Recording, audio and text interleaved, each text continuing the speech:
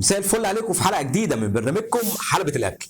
النهارده عندنا منافسه جديده، بس قبل ما اقول لكم على المنافسه خليني احكي لكم حكايه صغيره. محمد وفؤاد الاتنين اصحاب. محمد في يوم جاع، عصافير بطنه زقزقت.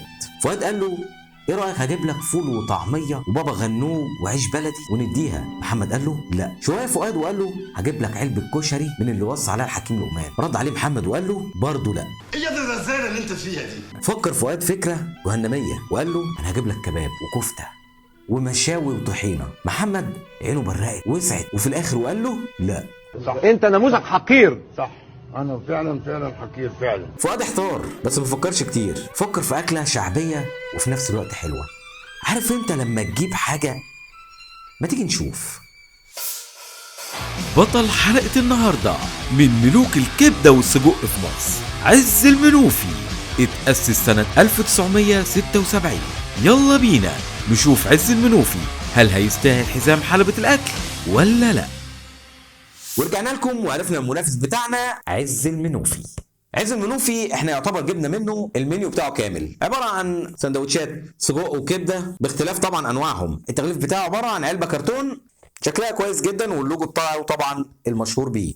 نفتح علبه عز المنوفي. طبعا جبنا سندوتش كبده، سندوتش سجق مدخن، وسندوتش سجق شرقي، وسندوتش المكور ده سندوتش سجق تركي. هنبتدي بقى ايه نخش في الموضوع على طول وندوق ونقيم ونعرف عز المنوفي ايه، لان الصراحه الاكله دي محببه جدا على قلبي. ويا ترى هيطلع كريم ولا منوفي؟ ايه يا جدع انت الكلام الباسخ اللي بتقوله ده؟ نبدا اولا بالكبده. سندوتش الكبده هنا معنى ان كميته هنا حلوه جدا، ما بخلش علينا فيها، ما طلعش منوفي. طلع كريم مش منوفي. منايفه حبايب قلبي، اوعوا تزعلوا، ده انا نص نص اصحابي منايفه يعني. نديها بقى قطمه.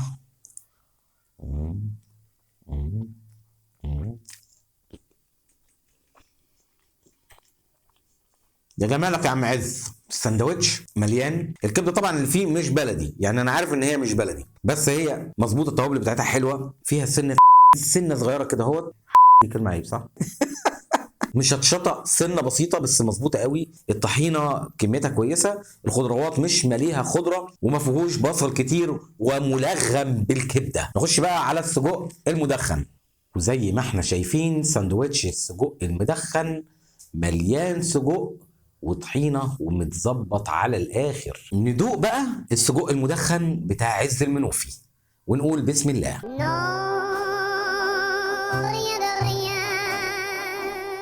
سيمفونية عز المنوفي. الساندوتش بتاع السجق المدخن حلو. ليه بقى حلو؟ لان معلهوش خضره كتير والسجق بس، يعني تحس ان هو سجق صرف بس، ومحطوط عليه كميه طحينه كويسه، وبرده سنه الشطشطه الحلوه ديت، تحس ان انت عايز تاكل من المدخن، مع ان مش كتير بيعملوا مدخن حلو، بس عز المنوفي عامله حلو قوي.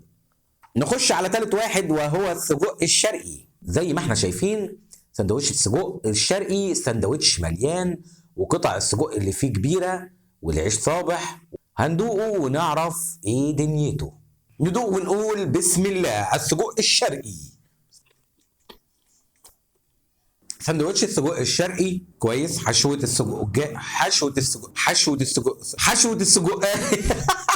حشوة السجقايه نفسها نظيفه حلوه، يعني لحمه كويسه ما فيهاش اللي هي لا شغط ولا عظم. التوابل كويسه ولكن مش ظاهره قوي، فانا بحس ان انا باكل السجق بس هو معقول. اخيرا هو السجق التركي. وزي ما احنا شايفين سندوتش السجق التركي عباره عن سجق مكور عامل شبه الكفته المكوره، كميته كويسه وملغم بالسجق التركي. نبدا ندوق السجق التركي ونقول بسم الله. هو يا جماعه سجق، هو طعمه سجق ولكن قريب من الكفته شويه، بس هو سجق. التوابل بتاعته سجق، وطعم اللحمه اللي هي ايه طعم السجق، بس هي ايه محببه شويه، فتحس ان انت بتاكل كفته، بس هي لا، في الاساس بيجي لك الطعم سجق، وفي الاخر هو طعمه جميل. حبيت السجق التركي جدا، خلطته حلوه قوي.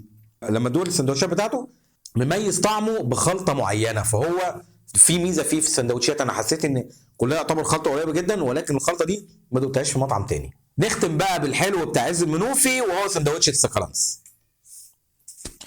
نفتح ونشوف. هو حاطه في طبق فوم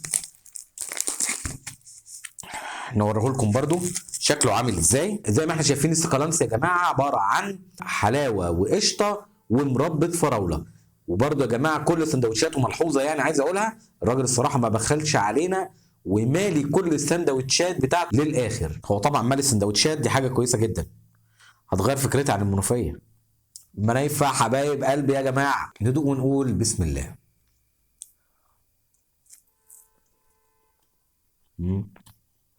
في تجانس ما بين الحلاوه والمربى والقشره، عاملين طعم كويس جدا، هايل حلو يعني مقبول مش وحش يعني. هو سندوتش فيه سعرات حراريه كده حلوه تفوقك، سندوتش جميل جدا. وجينا لمرحله الحسم اللي نعرف فيها عز المنوفي يستحق ياخد حزام حلبة الاكل ولا لا. نبتدي الاول بالتغليف. التغليف بتاعه عباره عن علبه كرتون، وده كان شكلها مناسب وشكلها لطيف وبتحافظ على الاكل. هنديله فيها نقطتين.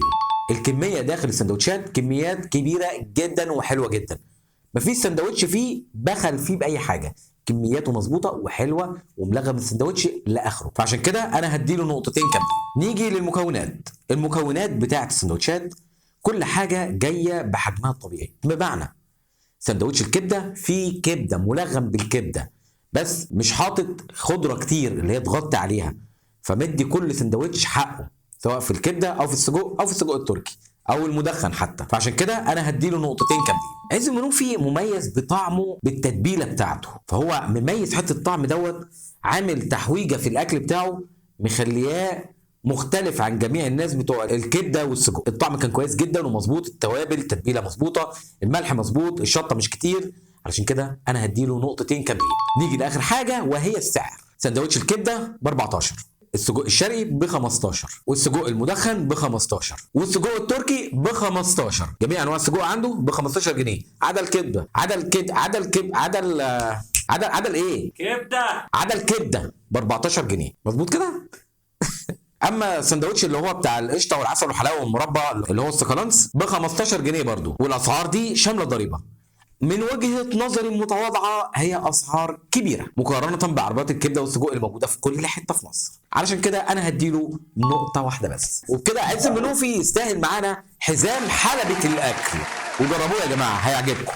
وفي النهايه حابب اشكر كل اهلنا المنايفه، ده لو اصلا عز المنوفي منوفي بس بالمناسبه بمس على اهلنا من المنوفيه وبقول لهم ان انتوا احسن ناس وناس كرم على فكره، عن تجربه. سيبكم الكلام اللي بيتقال عنكم. ايوه انت ليه ما بتعلقش؟ انت يا ابني مش شفت الفيديو؟ ما تكتب لي يا ابني حاجه، ولا دوس على اللايك، ولا تعمل سبسكرايب، فعل زر الجرس يا حبيبي، معلش بعد اذنك. اشوفكم في حلقه جديده، سلام.